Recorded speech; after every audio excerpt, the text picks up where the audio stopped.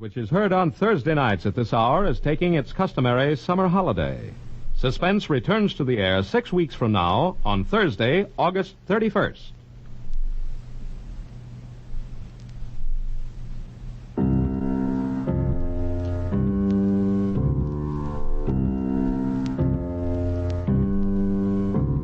Ladies and gentlemen, a $5,000 reward will be offered each week on the program immediately following this announcement.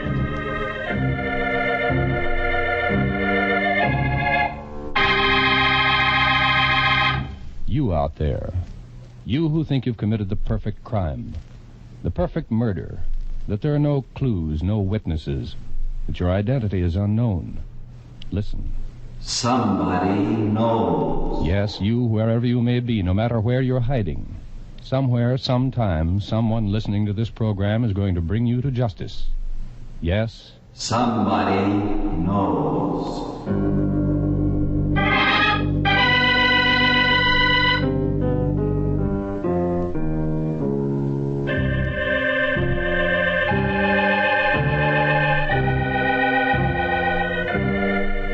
The Columbia Broadcasting System presents Somebody Knows, a program conceived in the public interest, dedicated to aiding the forces of law and order in the solution of this nation's unsolved crimes.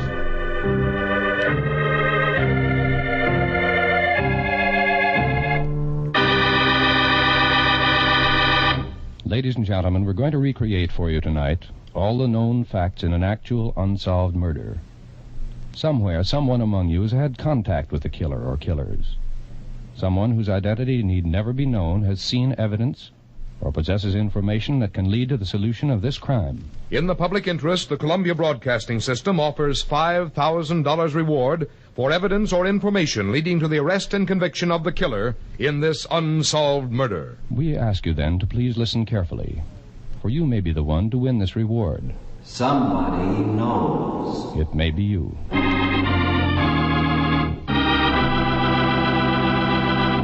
And now we open the files on one of this nation's unsolved murders. It's homicide file number 235-1950 of the Philadelphia, Pennsylvania Police Department. The unsolved murder of Joseph P. Bohanek.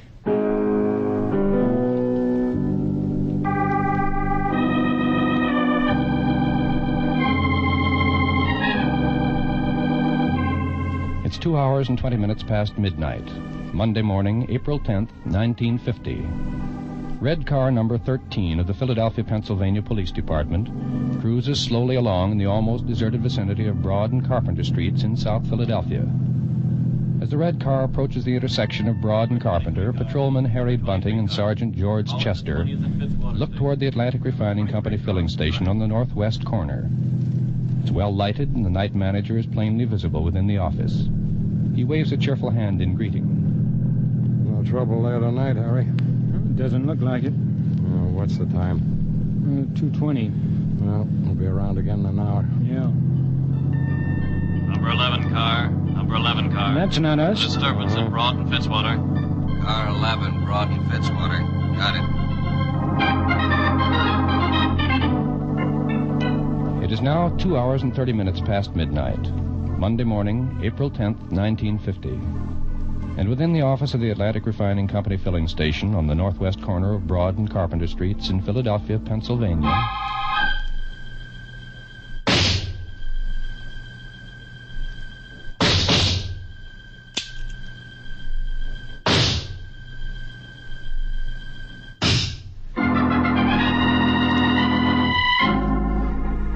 It is now 2 hours and 35 minutes past midnight. Monday morning, April 10th, 1950. A 1949 Ford sedan drives south on Broad Street, approaching Carpenter. John A. Pellegrino of Chalfont, Pennsylvania, is at the wheel. He approaches the filling station at the corner, slows and pulls in, stopping beside the pumps. Hey, where is that guy anyway?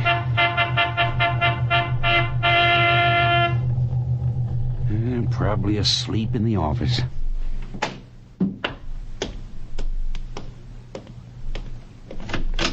Hey, is anyone... Good Lord. John Pellegrino runs out of the filling station office and into the street. The yellow cab is driving north on Broad Street.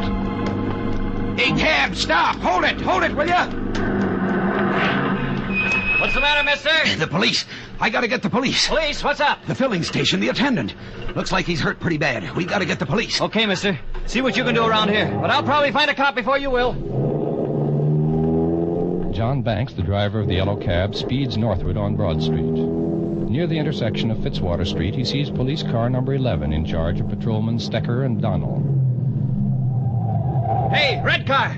Something wrong at the filling station at Broad and Carpenter. Guy's been hurt. Better get there fast. Okay, thanks.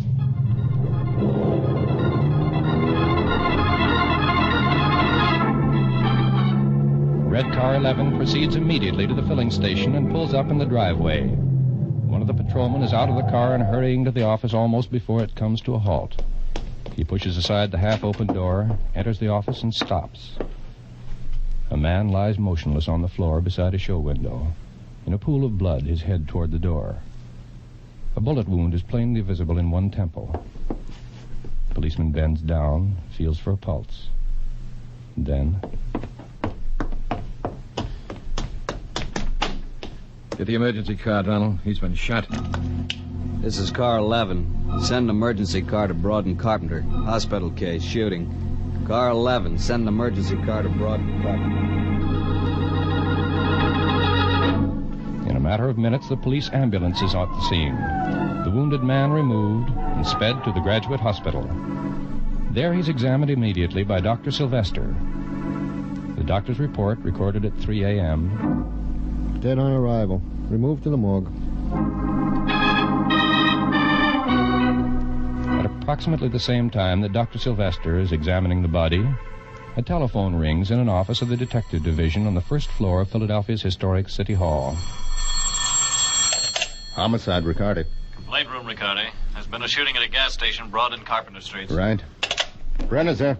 Come on, we've got work to do. Detective Sergeant Samuel Riccardi and Detective Eugene Brennizer of the Homicide Division proceed at once to the scene of the shooting, and the police investigation of the crime begins.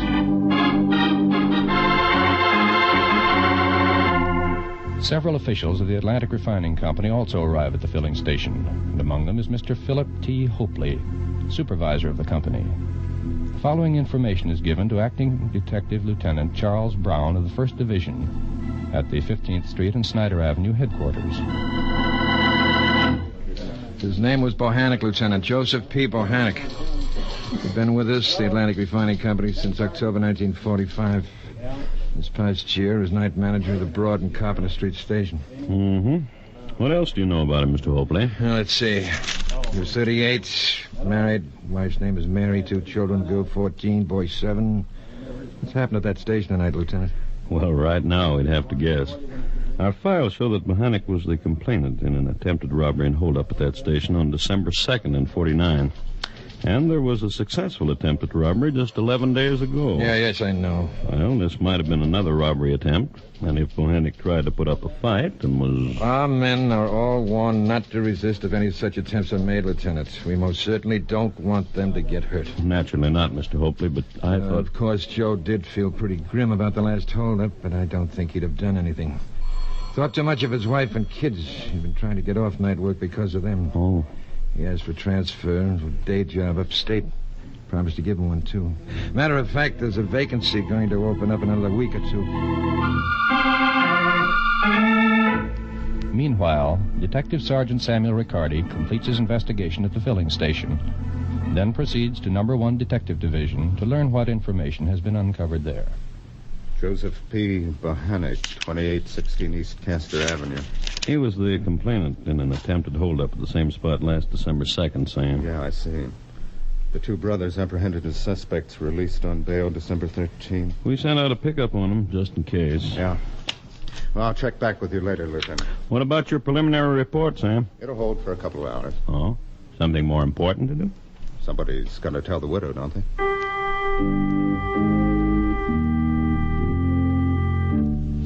A short while later, a police car pulls up before the neat, well-kept house at 2816 East Castor Avenue. Several men get out and walk reluctantly to the front door. They hesitate there a moment, uneasily, and then one of them stabs at the doorbell with a rough, angry gesture.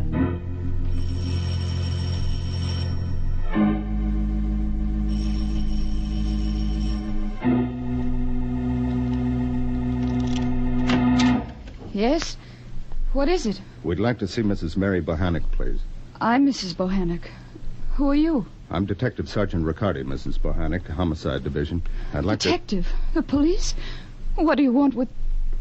Joe, something's happened. What is it? What's happened?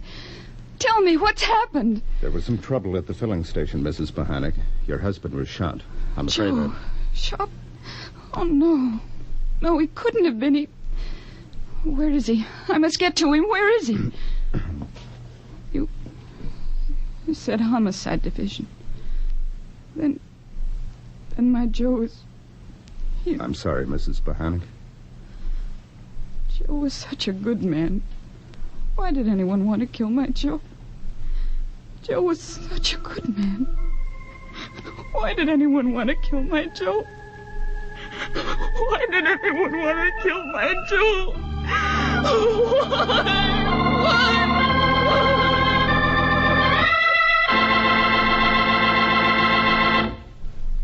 In just a moment, we'll continue with homicide file number 235-1950 of the Philadelphia, Pennsylvania Police Department. The unsolved murder of Joseph P. Bohanek. CBS invites you to hear another adventure in the far corners of the world with yours truly, Johnny Dollar, tonight. Starring Hollywood actor Edmund O'Brien, yours truly, Johnny Dollar, brings you the adventures of a top investigator for a large insurance company. For action, thrills, and adventure in the far places, listen to yours truly, Johnny Dollar, starring Edmund O'Brien, every Thursday on most of these same CBS stations.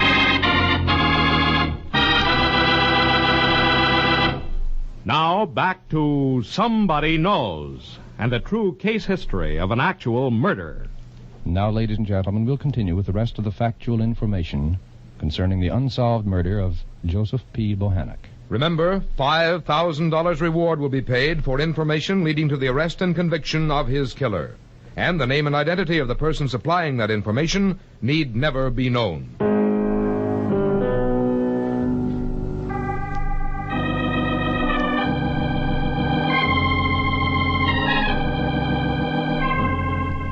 During the day of Monday, April 10th, 1950, all the information then known by the Philadelphia, Pennsylvania Police Department is correlated and reported upon. Ballistics has this to say. Fatal bullets were .32 caliber automatic. They were fired from foreign, Belgian, smokeless cartridge cases. The automatic used had right-hand rifling. Coroner's Detective John Fenton made this report. An examination of the body of the deceased disclosed one bullet wound in the vicinity of the right temple, one bullet wound just to the left of the spine at the shoulder blade, one at the shoulder joint, and one below the armpit to the rear. One eye was badly bruised. At the filling station, the remains of a sandwich, a piece of cake, and some milk are on the desk. A short folding ladder is overturned, and a man's cap is found beneath it. $25.72 in bills and change is scattered around. On the basis of this information, Sergeant Riccardi reconstructs the crime at number 1 detectives for Acting Lieutenant Brown. The way I see it, Lieutenant, around 2:20 a.m., Bohanek was counting his receipts and entering records in ledger. Yep. He was eating lunch at the same time. He waved to Chester and Bunting in red car 13, went back to his work. Mm-hmm. Then his killers came into the station, put up a fight for a while. That's when the ladder turned over and one of the killers lost his cap. Yeah. Then tried to break away. That's when they gave him one through the back. As he fell, they fired 2 more into his back, then gave him a 4th bullet into the right temple and tore out of the place without picking up the money Bohanek had been counting. Well, it could be that way, Sam. But if it is, it doesn't look like any ordinary holdup. And that's what we figured. Brenniser's over at the morgue now, checking with Fenton, Bohanek's relatives. Maybe he'll come up with something. Okay, Sam. Keep in touch. Meanwhile, other detectives are conducting a search for possible witnesses to the killing. An intensive interrogation is made of truck drivers and employees of the Frankfurt Grocery Company at the southwest corner of Broad and Carpenter Streets, directly across from the filling station. Typical of the results is the statement of Vincent Bulgarino, receiver in the produce department. Yeah, sure. I was working at the time in the locker room. That's it there, facing north right at the gas station. But I didn't hear any shots, didn't see anybody either. But I was busy working. Oh, I saw the red car drive up all right. But that's all. I was busy working. By the afternoon of Monday, April 10th, 1950, two theories regarding the killing of Joseph P. Bohanek are advanced by the police. The first, as expressed by Acting Lieutenant Brown. There aren't many gas stations open after midnight in that section of South Philadelphia. Bohanek's was the only one in a radius of many blocks. It made a natural target for a stick-up gang, as witnessed the attempts on December 2nd, March 31st. It's quite possible he was shot while resisting a third attempt, either by the same gunman on a return visit or by others. The second theory is advanced at City Morgue, 13th and Wood Streets.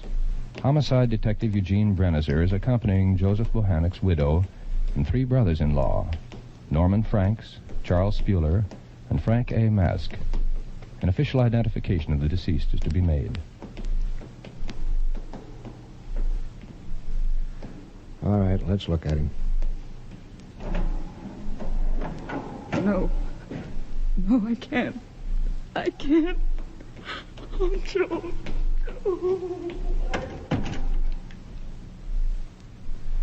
I'd better look after Mary.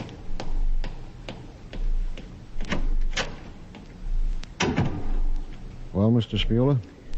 Mr. Mask? It's him, all right. Yeah, that's Joe, Detective Branitzer. Well, thanks for your trouble. Okay, put him away. Any ideas what happened to Joe? We have a theory that it might have been a grudge killing. A grudge killing? Yeah, but who'd have a grudge against Joe? We thought maybe one of you could tell us. He didn't drink or play around. He was a quiet guy who liked to stay home with Mary and the kids. Any money troubles? Money troubles? No. He made good pay, $67 a week in bonus. He owned his own home. You're barking up the wrong tree with that grudge idea of yours. On April 15th, 1950, Detective Sergeant Riccardi and Detectives Brennizer and McCann went to Reading, Pennsylvania. Bohanek had friends and acquaintances in Reading. Maybe we can learn from them if he was killed for revenge, a grudge, or some other reason. The detectives talked to Corporal Toy of the Pennsylvania State Troopers, who had known Bohanek when he lived there. Nope, no leads there. They talked to Bohanek's sisters. No leads there. They talked to friends, acquaintances, people who worked with him there in the Berkshire Mills. No leads there. Meanwhile, detectives Robert McGarvey and Francis Kelly quietly working on another angle of the case. There is one clue that they're convinced will eventually crack the murder of Joseph Bohanek. The clue found under the ladder that was overturned during Bohanek's struggle with his killers. A man's faded green cap. The crime laboratory makes a thorough examination of the cap. Their report gives the police the first hint of a possible description of the killer. Our studies indicate that the cap was worn by a young white male who should have medium brown, straight hair. The cap is distinctive, unique in materials and workmanship. Philadelphia clothiers believe that it was of New York make. Detective Robert McGarvey leaves immediately for that city. Upon his return, he reports, I made the rounds of every cap manufacturer in New York City. Not one of them recognized the cap as his own make or the make of anybody else known to the trade. Detectives McGarvey and Kelly then begin making the rounds of Philadelphia cap manufacturers. At the end of 2 full weeks spent in visiting hundreds of places, they've come upon no leads. Their conclusions? The shop that made that cap was probably small and possibly out of business now. But if the manufacturer can be learned, we might trace that cap to the retailer who sold it, the man he sold it to, and the man who wore it early on the morning of April 10th. Then, on April 25th, 1950, what seems to be the first big break in the case occurs. At 5 o'clock that morning, motorcycle policemen Thomas Brooks and Harry Sladek are in the vicinity of Ridge Avenue in Oxford when a car roars past them. The policemen recognize the car as one reported stolen and take out after the speeding automobile.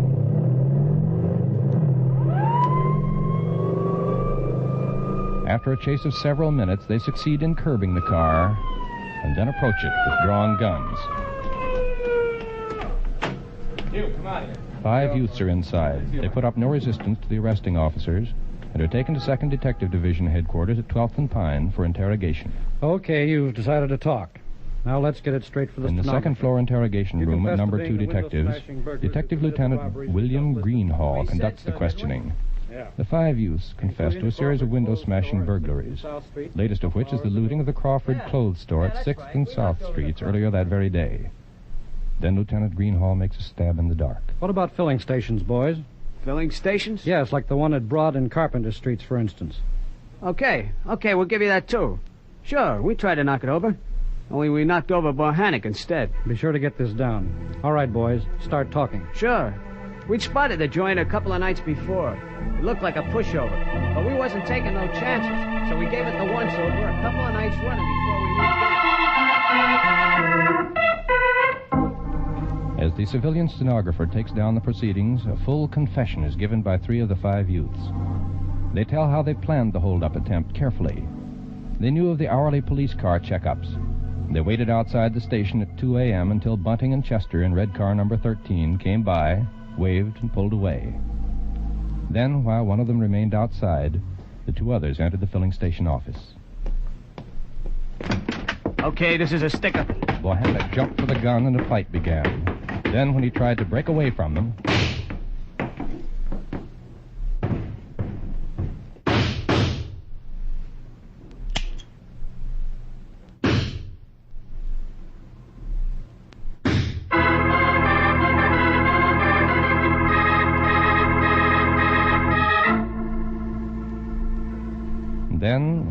several hours after the confession, Captain James A. Kelly, head of the homicide squad, makes a statement to the press.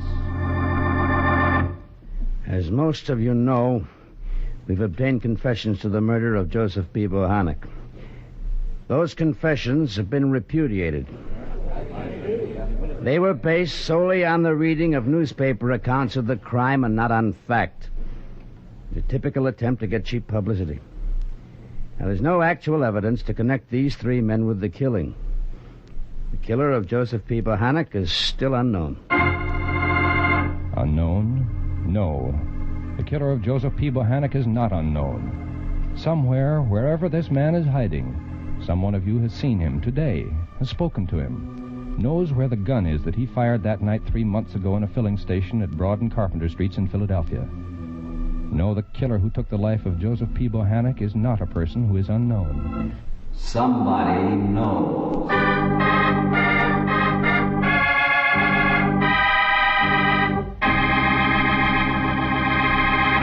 Now listen carefully, please. Listen, all of you, wherever you may be. We're going to give you a recapitulation of all the pertinent facts in the unsolved murder of Joseph P. Bohanek. Better make note of them. And remember, by following the instructions we shall give you in a moment, you may be the one to earn a $5,000 reward. Now, here are the actual facts in the case. Joseph P. Bohanek, 38 years of age, night manager of a filling station at Broad and Carpenter Streets in Philadelphia, Pennsylvania, was shot to death while working at his job. The date, Monday, April 10th, 1950. The time, approximately 2:30 in the morning. Only a tentative description of the suspected killer has been determined. A young white male who should have medium brown straight hair. The murder weapon is a .32 caliber automatic with right-hand rifling. The bullets were fired from smokeless cartridge cases made in Belgium. The only other clue is a man's cap found at the scene of the crime. The police department in Philadelphia feels certain that this cap can lead to the killer. They're vitally interested in learning the name of the manufacturer, the identity of anyone known to have worn a cap of its description. Now, here's that description. Listen carefully, please. The size of the cap is 6 7/8. When new, it was a Kelly green cotton twill, but when found was badly faded from the weather. The headpiece is sewn together from 6 sections instead of the usual 3. The taping used to sew the sections is unusual. 50% cotton and 50% wool, black and white tweed. It has an adjustable eye shield that can be folded up against the cloth visor or pulled down for protection against glare. The cap was made on 2 types of sewing machines. One was a Singer, single needle numbered 24-7.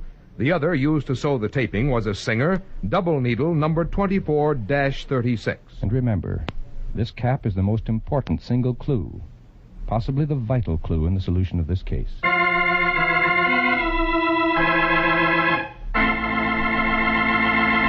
Ladies and gentlemen, if any of you possesses information, and please don't send us guesses or hunches, but authentic information that may have bearing on the unsolved murder of Joseph P. Bohanek, follow these instructions so that your name and identity need never be made known unless you wish.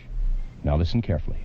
Write your information on a plain sheet of paper. Do not sign your name. Instead, sign it with 6 numbers, any arrangement of any 6 numbers. Then tear off a blank corner of that paper with a ragged edge.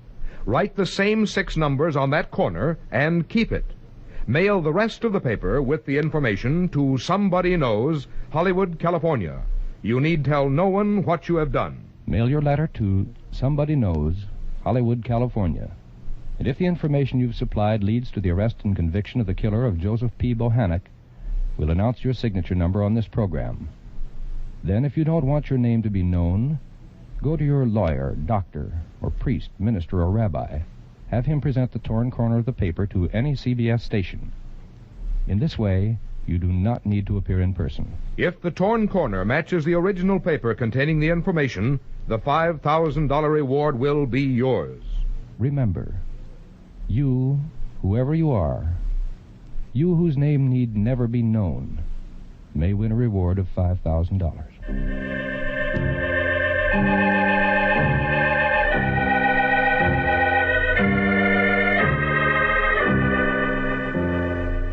Next week at the same time, we'll present another true case history of unsolved murder.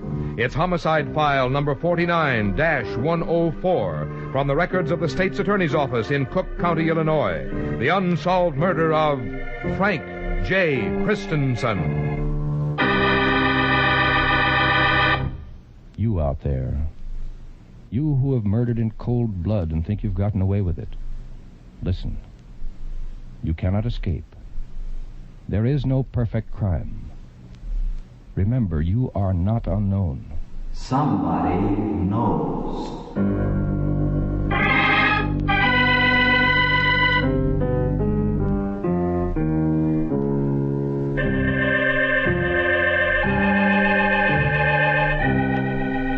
Tonight's case was written by Sidney Marshall from information in the files of the Philadelphia, Pennsylvania Police Department. Research was by Maurice Zim. Music was composed and played by Milton Charles. Somebody Knows is a James L. Safier production in association with CBS by arrangement with the Chicago Sun-Times and is based on a copyright owned by W.L. Finstad. It was narrated and directed by Jack Johnstone.